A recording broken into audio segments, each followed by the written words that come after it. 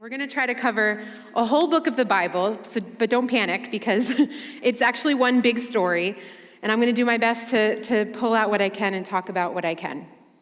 Tonight we're going to look at Ruth. The book of Ruth, if you want to look for it, it's in the Old Testament. It's an incredibly well-written story. Each turn of phrase, each contrast, each character is told so well that this could easily be like a novel that you just pick up off the shelf and read today. Even the beginning starts like a really good story. So they're words that I can almost imagine saying to my kids if they were pulled up on my lap. This is how the book of Ruth starts. In the days when the judges ruled, there was a famine in the land, and a man of Bethlehem in Judah went to sojourn in the country of Moab, he and his wife and his 2 sons. So in the days when the judges ruled, it's almost like a once upon a time. Like here we have the stage set.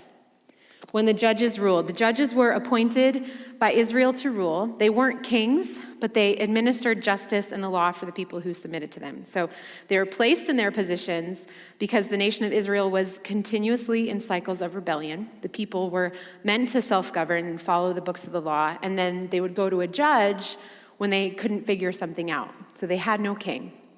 The judges could lead their military or lead the nation into war against an enemy, but really they were there to administer the law and to judge the Jewish law and settle disputes between people.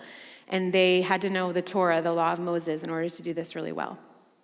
But we see in Scripture, in the Old Testament, that when the nation of Israel wanders from God's command, he judges them himself by using either a neighboring enemy who just comes in and destroys them or through famine or something like that. So here we see in the beginning of Ruth, in the days when the judges ruled, there was a famine. So we can read, the people weren't obeying God. And a man of Bethlehem in Judah went to sojourn in the country of Moab. Now Moab is a godless place. It's a place where, if you've been here, we've heard that Israel has already fallen and sinned in Moab. And now we see a man leave his home country in Judah to go to Moab. He brings his wife, who we find out is Naomi, and his 2 sons. Now they travel to Moab, and in Moab, Naomi's husband dies. Shortly after, her 2 sons marry Moabite women, Ruth and Orpah, and then after 10 years, both of her sons die. So now we have Naomi, who is a widow, and her 2 daughters-in-law, but she has no sons to redeem them. So if you were here when we talked about Tamar, we talked about the leverage merit law. If someone had eligible sons to marry the widow or any living male relative, then that male descendant would be able to redeem the family line by marrying the woman and having children for the deceased. But we see Naomi, Ruth, and Orpah 10 years into both of their marriages, and there's no children. So these 2 women are, well, all of them are widowed, but these 2 women especially are childless. And so one day, while Naomi is working in the fields, she hears that there's food in Bethlehem, which is ironic because Bethlehem literally translates to the house of bread. So God has provided for his people, and she decides it's time to go home. There's nothing in Moab anymore. Ruth and Orpah go with Naomi for this week-long journey back to Bethlehem. It's about 50 miles to get there. It's on the other side of the Dead Sea. And they have a long, hot journey through the desert to get back to Bethlehem. They have to leave a place of death and dust to go back to where the food is growing. And in Ruth 1:8 it says, "But Naomi said to her 2 daughters-in-law, 'Go return each of you to her mother's house. May the Lord deal kindly with you as you have dealt with the dead and with me. The Lord grant that you may find rest, each of you in the house of her husband.' Then she kissed them, and they lifted up their voices and wept." Now Naomi wants them to have a future, and she can't give them that future. So clearly they have a strong relationship. And the Hebrew word for deal kindly in that text is hesed, and it's a covenantal love. She basically says to them, "May the Lord show his love and faithfulness and commitment to you as you have shown that same kind of love and faithfulness and commitment to me." She is exceedingly committed to them, and they to her. They are weeping with her. This is a family that has been through so much together for 10 years now, and it's completely falling apart. But Naomi has nothing. At best, she goes home to what? No family. There's no one to marry her. She's already had her children. She has no sons or a husband to provide for her. She returns home to Bethlehem as a beggar and with 2 daughters-in-law who aren't even Jewish. So there's nothing for them there. Ruth 1:10, and they said to her, "No, we will return with you to your people." But Naomi said, "Turn back, my daughters. Why will you go with me? Have I yet sons in my womb that they may become your husbands? Turn back, my daughters, go your way, for I am too old to have a husband. If I should say I have hope, even if I should have a husband this night and should bear sons, would you therefore wait till they were grown? Would you therefore refrain from marrying? No, my daughters, for it is exceedingly bitter to me for your sake that the hand of the Lord has gone out against me." Then they lifted up their voices and wept again, and Orpah kissed her mother-in-law, but Ruth clung to her. So Naomi basically says, "Why would you come with me? I have no sons, and even if I met someone today and got pregnant tonight, are you really going to stick around until they're full grown and eligible?" It's a ridiculous ask. She can't ask this of them. She doesn't want to burden them with that. She loves them, and they love her. So her one daughter-in-law, Orpah, kisses her and prepares to agree to Naomi's terms. But Ruth clings to her. Now, it's not wrong for Orpah to leave. She's well within her rights. But Ruth loves Naomi. Naomi pleads with Ruth. Orpah is weeping and walking back to Moab. And Naomi says in 1:15, she says, "See, your sister-in-law has gone back to her people and to her gods. Return after your sister-in-law." She's insistent. But Ruth said, "Do not urge me to leave you or to return from following you. For where you go, I will go, and where you lodge, I will lodge. Your people shall be my people, and your God, my God. Where you die, I will die, and there I will be buried. May the Lord do so to me, and more also, if anything but death parts me from you." And when Naomi saw that she was determined to go with her, she said no more. So what love and loyalty Ruth exhibits here. Ruth not only clings to Naomi, but she gives her a vow. The words that she uses actually echo formal vows in Scripture. So she's not just being poetic, she's making a covenantal promise to Naomi. Why? Why would she do this? She could easily leave now and have a chance at remarriage back in Moab. So right now she's headed to Bethlehem, where she will be an outcast. The Moabites are not welcomed into the Jewish communities. The history of the Moabites is bad, and it will follow her to Bethlehem. The Moabite nation has its beginning in the incestuous line of Lot sleeping with his daughters. It's not a great start. They have a history of worshiping false gods, seducing the men of Shittim, as we talked about last week, and not being people any God-honoring Israelite would want to keep company with. So at best, Ruth will be an outsider. At worst, she will be spit on and reviled as an enemy. She will have little to no options for marriage. Her future, if she stays with Naomi, is very, very bleak. Yet Ruth shows in her vow to Naomi that her faith and loyalty has shifted from her own people, her people's gods, to Naomi's people and Naomi's God. And even though Naomi has said, "The hand of God is against me," Ruth still wants to believe and follow this God. When Kevin preached on this, he said, this is what love looks like. That when you lose the feeling of love, that is when real love starts. Ruth is willing to be reviled and take on the shame for her mother-in-law. Love without an exit strategy. And here we see a hint of Christ, a love that runs deeper than feelings, than circumstances, than convenience, a love that sticks closer than a brother, that stays when everyone else leaves, that is loyal at risk of bearing our shame, bearing rejection, being an outcast so that we wouldn't be left alone. And I think it's important to see that Ruth understood something about family. She's loyal to this family. She understands the adoption into the family of God. And she understands that when you're adopted into the family of God, your loyalties shift. Family is redefined. Suddenly, people who weren't really family become people that you will give up everything for.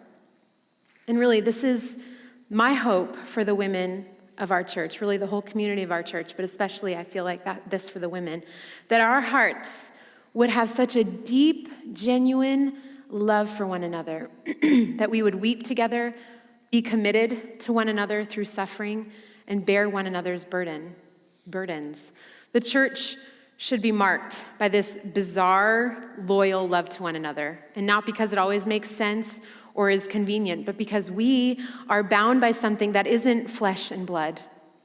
We have something else that unites us, and our loyalties can shift to one another. Ruth and Naomi arrive in Bethlehem, and all of Naomi's friends who haven't seen her in years are kind of like poking their heads out the window. It's like, is that Naomi? Is she back? Where's Elimelech? Where's her sons? And Naomi is so bitter, so hurt by the events of her life that she actually asks them to call her Mara, which literally means bitterness. This woman has seen the unthinkable, and her grief is so heavy, she can't even identify with who she was anymore. She and Ruth settle in Bethlehem, and Ruth 1:22 says it's the beginning of the barley harvest. So the barley harvest is the first crop of the springtime. Now, Ruth 2:1. Now Naomi had a relative of her husband's, a worthy man of the clan of Elimelech, whose name was Boaz. Boaz, a worthy man, and also, notably, the son of Rahab. If you were here last week, this is, yes, the same Rahab, the foreign prostitute who last week we learned was rescued from Jericho and because of her faith was brought into Israel and made one of theirs. Boaz is wealthy. If you remember, Rahab married Salmon, who was a prince of Judah. So Boaz is in some measure a prince. He's respected in the city. One of the Bible versions, the CSB, says that he's a prominent man of noble character. I kind of laughed when I read that because it sounded like something straight out of like a Jane Austen novel. A prominent man of noble character. I was like, well, okay. So the word that is used there can also be the same word used to describe heroes. So he's got just a ton of character and a history following this character. Here's what we can understand. Boaz is the man, okay? And there might be some women who would roll their eyes and be like, oh, we don't need a hero. Like Ruth wasn't hoping for a hero. But I really believe that God believes in rescue.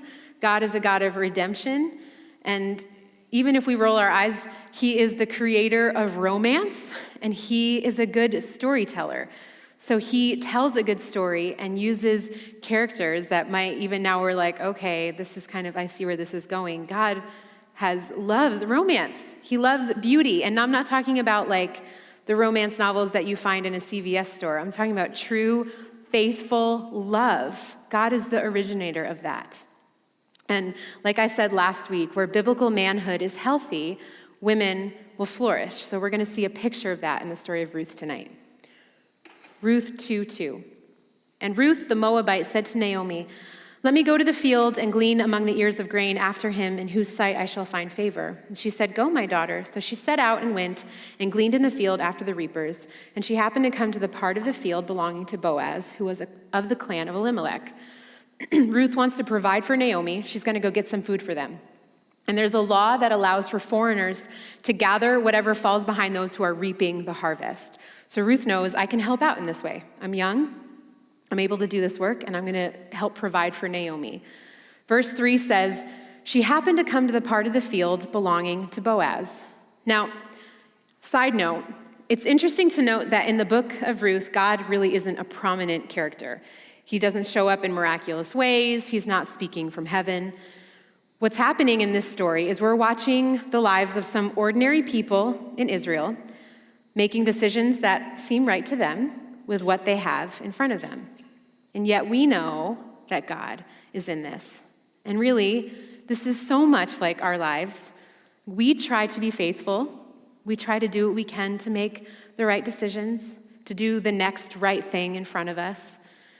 And we can trust this, that in the mundane, ordinary routine, sun up to sundown, that God can use our ordinary faithfulness to happen to bring us to the field where he wants us to be. Ordinary faithfulness is understated and undervalued in our culture. But ordinary faithfulness in your home, in your job, your marriage, your relationships, in parenting, the mundane things that just make life move, making the next right decision, those things matter. The things that bring lasting impact are very, very rarely the big mountaintop experiences or like sell everything you have and give it to the poor moments. but they're how we live out our ordinary lives. And we'll see in a few minutes how Ruth's willingness to live an ordinary, mundane life as a widow brings blessings from God. And I say this to a lot of people that I know. I said it to the women that I was with this weekend, and if you've spent like 5 minutes with me, you've heard me say this. But I mean this. It is no small thing to live a faithful life. Do the boring, ordinary work. God is in that. He's in the small details of your life. Fold the laundry, do the dishes, change diapers, help with homework, listen to a friend, do the work on your desk, make a dinner, budget your money. Live a faithful life. God is in the small details and small steps of faithfulness in your life. So Ruth happened to come to the part of the field, and we know that this is no coincidence.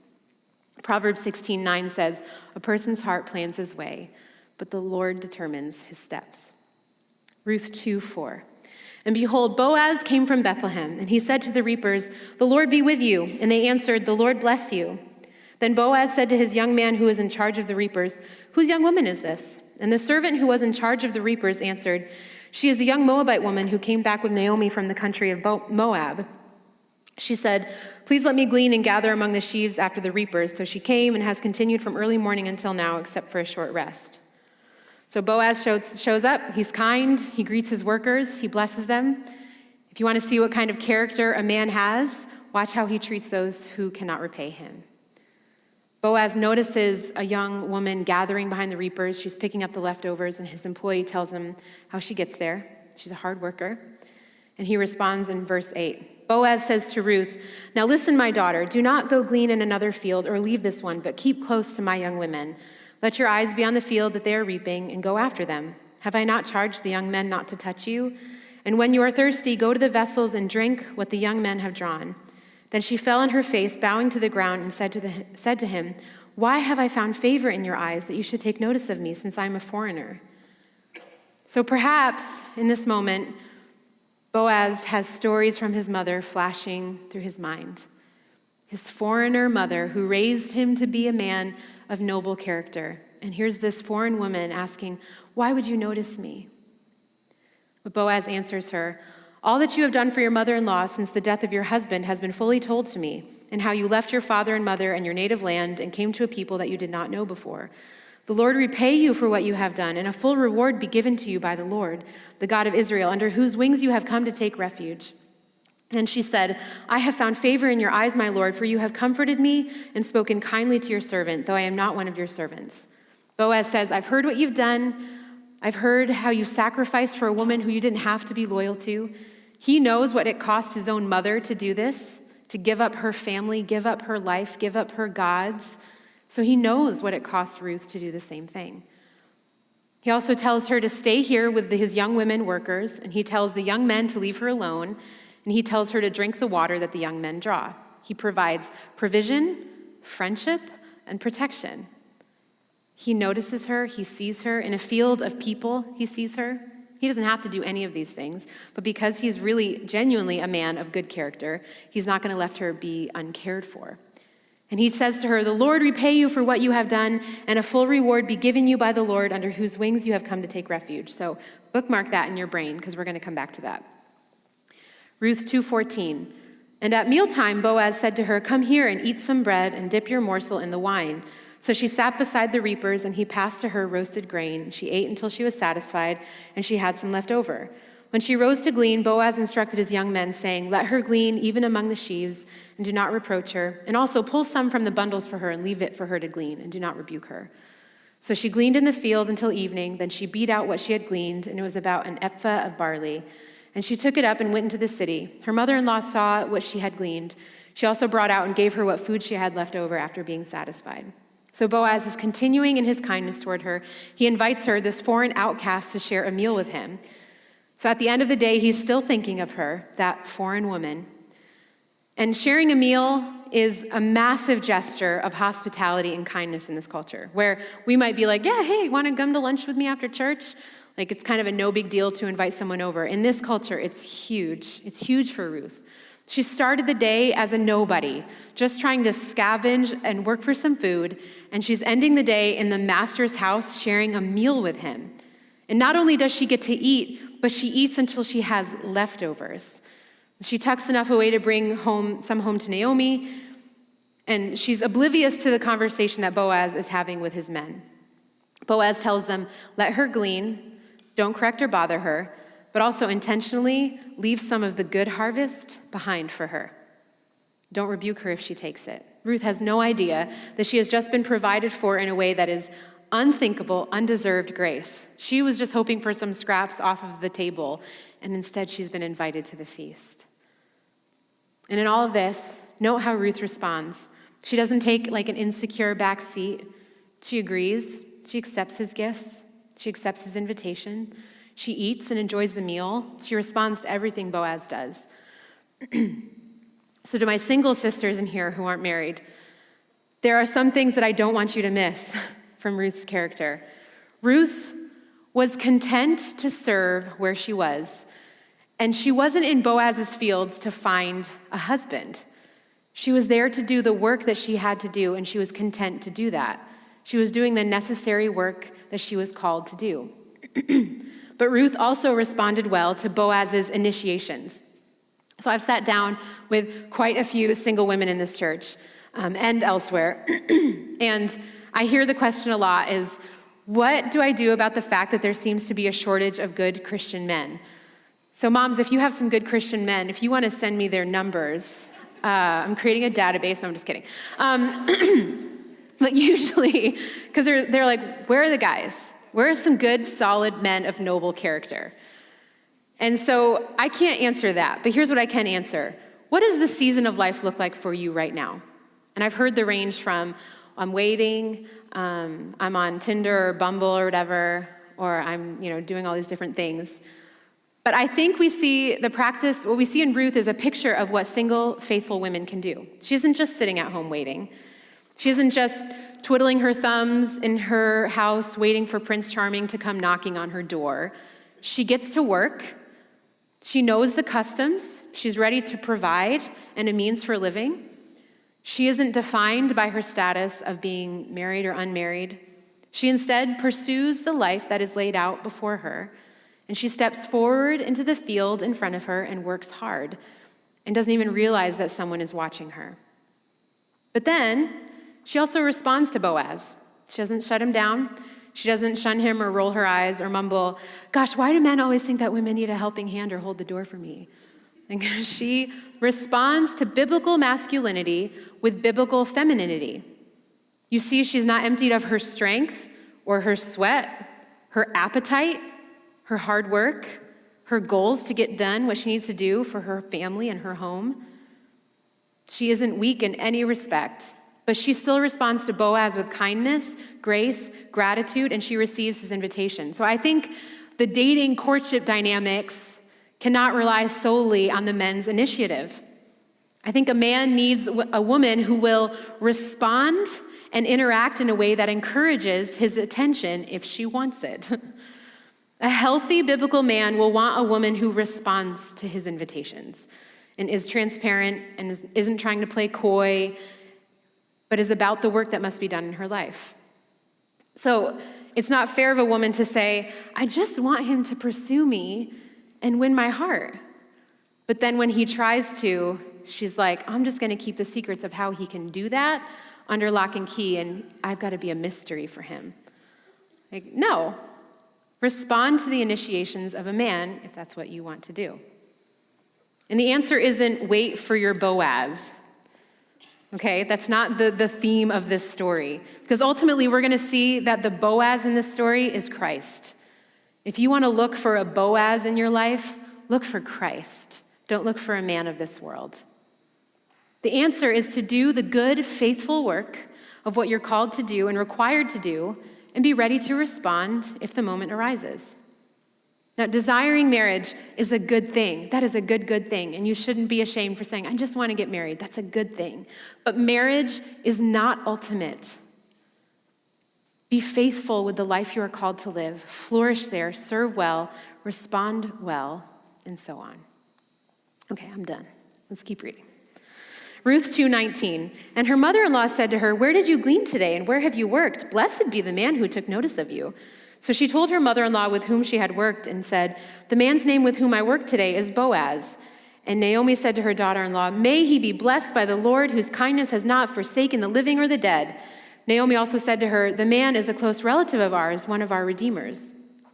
And Ruth the Moabite said, "Besides, he said to me, 'You shall keep close by my young men until they have finished all my harvest.'" And Naomi said to Ruth, her daughter-in-law, "It is good, my daughter, that you go out with his young women, lest in another field you be assaulted." So she kept close to the young women of Boaz, gleaning until the end of the barley and wheat harvests, and she lived with her mother-in-law. So Naomi sees Ruth come home with food and extra from the harvest, and she's like, "Where did you work? Bless that man." And she tells her, "Boaz." And Naomi remembers, Boaz, he's one of our kinsman redeemers. A goel is what it's called. Boaz can fulfill the levirate marriage law and marry Ruth. The redeemer would have to take over the family business and marry the widowed wife. Now, keep in mind, Ruth hasn't even finished talking about her day, and Naomi is already talking about marriage. Jane Austen wrote, "A lady's imagination is very rapid. It jumps from admiration to love, from love to matrimony in a moment." And isn't this so true here? This is the equivalent of like a 20-something girl coming home and mentioning to her mom that she met a new guy at work, and her mom is already on Facebook like, "What's his job? Can he provide for kids? And like, did he smile at you when he invited you to dinner? He protected you?" Like, for any guys who are listening to this, yes, we do this. I'm sorry, women do this. We overanalyze everything. When my husband and I were dating, it was so hard not to do this. I'd go to my friends and I'd be like, "What do you think he meant by hi?" Like, some of the guys were like, "Oh no, please don't tell me this is normal." This is what's happened. Ruth hasn't even finished talking about her day, and Naomi says this, and Ruth is like, "Anyway, he told me." Like, she just tries to keep talking. Now, why didn't Naomi remember Boaz? Possibly she didn't know that Boaz was unmarried still. She's been gone for a very long time. Perhaps she's so sunken in her grief and bitterness that it just hasn't occurred to her. Boaz is far enough removed from Elimelech that Naomi just hasn't really remembered him as a viable option for Ruth. But she remembers now, Boaz, and she says, "He's right to say you should stay away from those young men because you could get assaulted." And then the conversation ends. And Ruth stays with the woman working in Boaz's field, and she works through the remainder of the barley harvest and then until the wheat harvest ends. So now in Ruth 3, chapter 3, Naomi has a plan. She's been scheming and has devised a plan for Ruth and Boaz. Naomi, her mother-in-law, said to her, "My daughter, should I not seek rest for you that it may be well with you? Is not Boaz our relative whose young women you were? See, he is winnowing barley tonight at the threshing floor. Wash, therefore, and anoint yourself. Put on your cloak and go down to the threshing floor. But do not make yourself known to the man until he has finished eating and drinking. But when he lies down, observe the place where he lies. Then go, uncover his feet, and lie down, and he will tell you what to do." And she replied, "All that you say I will do." Naomi tells her, "Listen, we need to make this happen. God has obviously blessed us and is blessing you." Now, Boaz is working at night. At the end of the day of harvest, they would sift through the wheat on the threshing floor. The breeze would come through at the end of the day, and they'd toss it, and the wind helps clean the wheat. So the chaff blows away, and the stuff that you want to keep falls back to the threshing floor. And also, this is a celebration season. The harvest is in, they've worked hard, and now they're going to feast to celebrate the harvest. And Boaz will sleep there, not because he's a drunk or irresponsible, but because he is responsible and he wants to protect his harvest. It wasn't unheard of for thieves to come at night to steal the harvest, so Boaz is actually going to sleep by his harvest to make sure no one steals it. Naomi knows that he's going to do this, and she tells Ruth, "Go to him, wash yourself, put on some essential oils, dress well, go to him. Don't make it a public thing, but wait until everyone is gone, and then go lay at his feet." Now, yes, this is very strange. This is not a tradition. There is something special that's happening here, and the writer of Ruth doesn't even tell us why Naomi says this. The Hebrew isn't even clear as to what exactly she meant by this. I think, as the readers, we're supposed to feel the awkwardness and tension of this a bit. We're supposed to say, hold on, things were going fine, but this is getting a little weird. So we're saying, chill out, Ruth. Don't get pushy, Ruth. This could backfire. Is something going on? There's a mouse. It's over there. It's that way. Okay, he's gone, guys. What's the big deal? Everybody be calm. There's a man in the building. should we need a protector. Okay. And he's leaving out the back door. That's not promising. Okay. All right, so we have the tension of this moment. Naomi has just told Ruth to do a very strange thing. And a reminder, the Bible is descriptive, not prescriptive, okay? It tells us what happened, not what we should do. So this isn't the Bible's way of giving you the A-OK to go over to your crush's house, climb into his window, and lay down at the foot of his bed. You will go to jail for that. Do not do that. There is a danger in using the Bible as a to-do book or a how-to book or a model for what we should do in every situation. I'll give you an example. The other morning, I was reading a Bible story to my daughter at breakfast, and I was reading her the story of Ehud. Do you guys know the story of Ehud from Judges? I'm about to bless you with this story right now. So there was a warrior, some of you are laughing because you know this story. There was a warrior who was going to take revenge on the Moabite king. So I'm going to shorten this, but the scripture really says the Moabite king was a fat man. That's literally what scripture says, ESV. The Ehud follows the Moabite king to the bathroom, and he stabs him through with his sword. And the scripture says that the fat covers the sword, and it goes through, and then I'm quoting scripture, the dung falls out behind the Moabite king. It's gross. Yeah, you're not supposed to be encouraged by this right now, okay? And he leaves him in the bathroom to die. So I read this story to Madeline, and I was like, go have a good day. Remember, when life gets hard, be an Ehud. No, I didn't tell her that. I don't want to get a phone call from school. They're like, your daughter followed someone into the bathroom, and you need to come get her. No, we don't read the Bible as a how-to manual for how to live. If we did, all of us would be in jail. We read it as a descriptive of what happened, not prescriptive for how to live. So Naomi tells her this. This isn't you taking advice now of what to do. So just to be clear. Okay, just legally, I want to make sure I'm safe. Gosh. So the undercurrent here is that both Naomi and Ruth see an opportunity for redemption. There's some measure of hope for their story. Boaz can redeem them, and up to this point, it kind of seems like Boaz has made his interests fairly clear. Boaz has seen her, he's protected her, he shared a meal with her, he provided for her. But there is still risk for Ruth.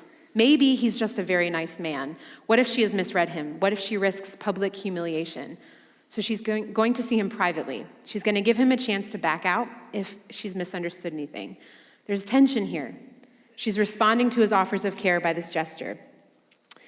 So she went down to the threshing floor, verse 6, and did just as her mother-in-law had commanded her. And when Boaz had eaten and drunk, his heart was merry, and he went to lie down at the end of the heap of grain. Then she came softly and uncovered his feet and lay down. At midnight, the man was startled and turned over, and behold, a woman lay at his feet. He said, "Who are you?" And she answered, "I'm Ruth, your servant. Spread your wings over your servant, for you are a redeemer." So Ruth goes to him. Boaz has feasted with his workers and then rests for the night to protect his harvest. It's the middle of the night. Ruth goes quietly and lays down at his feet. And he wakes up. Not surprisingly, he's very confused. It's pitch black, and there's a woman laying at his feet. So he says, "Who are you?" Because he can't see her face. And she answers, "It's me, Ruth, your servant." And she says, "Spread your wings over your servant, for you are a redeemer." Now that phrase, "spread your wings over your servant," there's a few meanings here. Ezekiel 16:8 is the only other place where the phrase "spreading the skirt" or "wings" occurs in relation to lovers. That's where it's found, and it's God speaking to Israel. And he says, "When I passed by you again and saw you, behold, you are at the age for love, and I spread the corner of my garment over you, and I covered your nakedness. I made my vow to you and entered into a covenant with you, declares the Lord God, and you became mine." So that's one option. The other is this. Their actual garment, the edges of it, were called the skirt, and were also called the wings of his garment. So yes, she is literally saying, "Cover me with your garments." This is actually a very sexually tense moment where the characters, if they were not people of integrity, this could have gone very, very differently. But Ruth knows Boaz. Boaz has already made himself clear to her. And now she is honoring him, and she does this wild but subtle thing. She is bold. She knows her rights, that she can ask him to do this. And she's honoring the man because clearly he's already offering himself. Remember in chapter 2, he said that she had taken refuge under the Lord's wings, under his covering. And now she's saying to Boaz, in the same way you told me that I had refuge under God's wings, I want to do the same with you. You've covered me, you've protected me and loved me. Now let's make this official. I want you to redeem me. When Kevin taught on this, he said, she is wrapped under the wings of his garment and saying yes to him. She's doing with her body what she's saying with her words, which is not unlike our marriage engagements today. The men kneel, which is a symbol of service, to say with their body and posture what they're saying with their words. I will serve you, I will love you, I will lay down my life for you, I will honor you. And Boaz responds, he says in verse 10, may you be blessed by the Lord, my daughter. You have made this last kindness greater than the first, and that you have not gone after young men, whether poor or rich. And now, my daughter, do not fear. I will do for you all that you ask, for all my fellow townsmen know that you are a worthy woman. And now it is true that I am a redeemer. Yet there is a redeemer nearer than I. Remain tonight, and in the morning, if he will redeem you, good, let him do it. But if he is not willing to redeem you, then, as the Lord lives, I will redeem you. Lie down until the morning.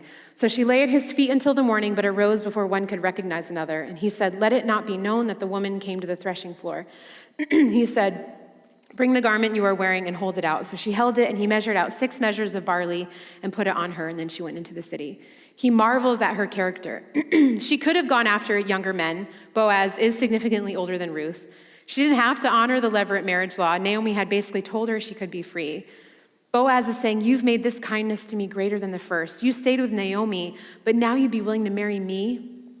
It's this beautiful moment under the stars. And I know that some people don't like to paint this as a romance, but here's the thing. Boaz could have claimed Ruth at the get-go. He could have said, I'll take her as mine. It's my right, and I want her. But he doesn't. And Ruth has chosen loyalty in love, in hesed love, covenantal, not giving up, no exit strategy love to Naomi and this family. She isn't a slave like Hagar. She isn't in exile like Tamar. She is loved and shows love and is committed to this as well. So here, under the stars, 2 people who have just professed love and commitment to one another. Boaz had every opportunity to take advantage of Ruth, but he didn't. And then he says what she really doesn't want to hear. Yes, I'm a redeemer, but there's actually someone else who's higher up on the list who gets the right to claim you before I do.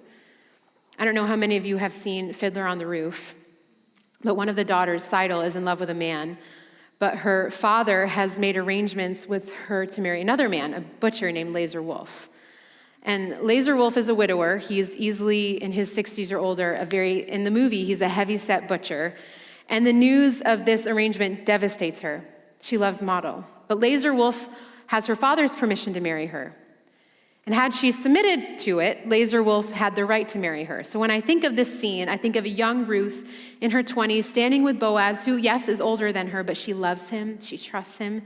And he says, I want to say yes, but there's another man. And then Laser Wolf appears on the scene. Her future, which for a moment seemed safe, could now be ripped away, and she could be with a man who she doesn't love, who she doesn't feel safe with, doesn't care for. But Boaz is honorable. He's going to do what's right according to the law, even if it might not be as romantic as it would seem. He says, sleep here till morning, and she does. Ruth 3:16. When she came to her mother-in-law, she said, how did you fare, my daughter? And she told her all that the man had done for her, saying, these 6 measures of barley he gave to me, for he said to me, you must not go back empty-handed to your mother-in-law. She replied, wait, my daughter, until you learn how the matter turns out, for the man will not rest, but will settle the matter today. So the end of the chapter is in suspense. What will happen? Boaz wastes no time. Ruth 4:1. Now Boaz had gone up to the gate and sat down there, and behold, the Redeemer of whom Boaz had spoke came by. So Boaz said, turn aside, friend, sit down here. He turned aside and sat down. He took 10 men of the elders of the city and said, sit down here. So they sat down. He said to the Redeemer, Naomi, who has come back from the country of Moab, is selling the parcel of land that belonged to our relative Elimelech. So I thought I would tell you of it and say, buy it in the presence of those sitting here and in the presence of the elders of my people. If you will redeem it, redeem it. But if you will not, tell me that I may know, for there is no one besides you to redeem it, and I come after you. And he said, I will redeem it. So Boaz sits at the city gate and waits for his friend, a cousin, brother, a relative for sure, but he waits for him. And he comes and he says, hey, quick question. So you know that Naomi is back? Yep. She's selling that land that Elimelech used to own here in the city? Yep. Well, I was wondering if you were going to claim it or not, because if you didn't want it, I'll take it. But you have first dibs. I'll take it. So, The Redeemer says, I'll redeem the land. I'll claim it as mine. But Boaz is smart. He goes on. Then Boaz says, the day you buy the field from the hand of Naomi, you also acquire Ruth the Moabite, the widow of the dead, in order to perpetuate the name of the dead in his inheritance. Then the Redeemer said, I cannot redeem it for myself, lest I impair my own inheritance. Take my right of redemption yourself, for I cannot redeem it. So Boaz is like, I forgot to mention, the day that you get the field, you also get that Moabite woman, the widow, so that you can carry on the name of her dead husband. Very slick. Boaz, we know, couldn't care less about the fields. He's very wealthy. He's interested in Ruth, but he knows the way to deal. And the Redeemer says, I can't do that. I can't afford that. So maybe he's already married with kids who are anticipating an inheritance. We don't know why, but the kinsman Redeemer can't do it. Just like Orpah couldn't stay at the beginning. Two people who did nothing wrong, but because of their choices, they gave us Ruth and Boaz. So Boaz claims Ruth. 4:7. Now this was the custom in former times in Israel concerning redeeming and exchanging. To confirm a transaction, I feel like the writer was like, heads up, this was a custom, this is about to be very weird. To confirm a transaction, the one drew off his sandal and gave it to the other. And this was the matter of attesting in Israel. Okay. So when the Redeemer said to Boaz, buy it for yourself, he drew off his sandal. Then Boaz said to the elders and all the people, you are witnesses this day that I have bought from the hand of Naomi all that belonged to Elimelech and all that belonged to Chilion and Mahlon. Also Ruth, the Moabite, the widow of Mahlon, I have bought to be my wife to perpetuate the name of the dead in his inheritance, that the name of the dead may not be cut off from among his brothers and from the gate of his native place. You are witnesses this day. And then the people give this blessing to Boaz and Ruth who isn't there yet. Then all the people who were at the gate and the elders said, we are witnesses.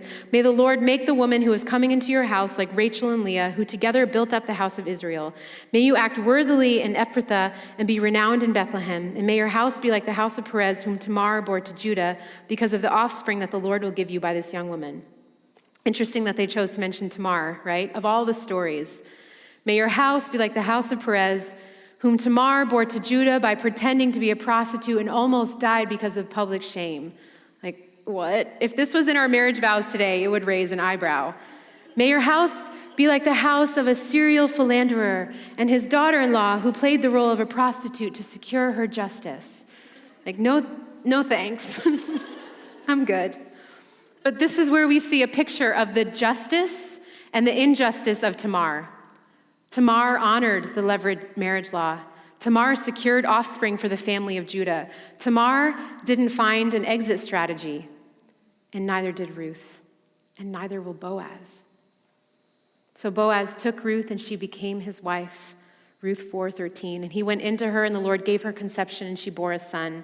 And then the women said to Naomi, blessed be the Lord who has not left you this day without a redeemer, and may his name be renowned in Israel. He shall be to you a restorer of life and a nourisher of your old age. For your daughter-in-law who loves you, who is more to you than 7 sons, has given birth to him. Then Naomi took the child and laid him on her lap and became his nurse.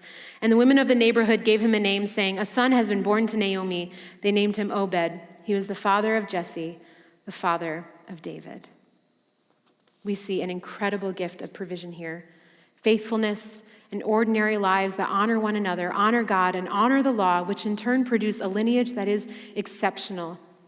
This is David, King David.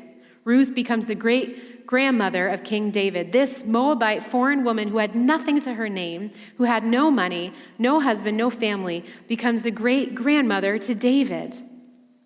By the end of this story, Naomi is holding a baby. She's restored to life. The book of Ruth begins in death and ends in life. It begins with famine and only continues in the upward direction with provision and food. This entire book is a picture of salvation. It might be the book of Ruth, but it's also the book about Naomi. Naomi, who moves from death to life, from destitute to provision, from bitterness to joy. Naomi is the recipient of blessings that she did nothing to earn. She is the bystander in a story, but ends up being downstream from all of the benefits. Ruth's immense loyalty to Naomi's line and Ruth's integrity to get it done mean nothing but grace upon grace upon grace for Naomi. Unexpected grace. Naomi thought she was done. I can't imagine that when Naomi left Moab, that the thought ever crossed her mind that within a year's time she'd be renewed and restored holding a baby. Naomi started this book as a wife traveling with her husband away from a famine in Bethlehem. She suffers greatly, but by the end she has a child that is now considered hers, and her future is provided for in a land that has plenty of food. Through Naomi, we see that God keeps his covenantal hesed promise to protect his chosen ones and will weave whatever story he needs to weave to provide for his children. Ruth gave hesed covenantal love to her mother-in-law. She took shame that was not hers to bear. She left her homeland because of this love. She took the lowest form of a servant to honor this love. She provided in abundance for her home, for Naomi. Ruth points to Christ who is a truer and better Ruth, who took our shame, who leaves his heavenly home, who empties himself of any rights or glory or honor and takes the shape and form of a servant, and then who gives us his covenantal love, his I will not leave you love. All because he is our Redeemer. Jesus is the only one who can claim us and give us inheritance. He invites us to his feast and then gives us more than we can eat. He doesn't use us, but provides through us, or provides to us. And he doesn't just do it because of a law, or because he is wealthy, or because he's a prince. He doesn't do it just to be an honorable man. He does it because he loves us. And we, the bride of Christ, are like Ruth going to Boaz, except Jesus himself cleanses us and prepares us. Ephesians 4:26-27 says, by the washing of the water with the word, so that he might present the church to himself in splendor, without spot or wrinkle or any such thing, that she might be holy and without blemish. He covers us with salvation. We put on Christ. We're under the refuge of his wings. We go to him, knowing that the man of the harvest is on the threshing floor, and we're safe with him. And while sin wanted to claim us, Jesus found a way to make us his own. He bought the land. He paid with his glory and his life to buy us and all of the baggage we come with, to make us his own. Through Ruth, God continues his message that his bride may not be the one that everyone expects. She's not bringing wealth to the table. She has nothing to offer, and yet she's faithful. She responds. She's redeemed and now provided for. God continues his message that he is faithful to those he calls. He brings about his work and purposes through faithful people living ordinary lives. He completes what he starts. He's faithful even when we call our names bitter and we call our stories hopeless. And in him, we have a friend who sticks closer than a brother. In him, we have love that has no exit strategy. In him, we start in darkness and despair and famine, but end in life and new hope. And in every small and ordinary moment, he is before us, behind us, and all around us.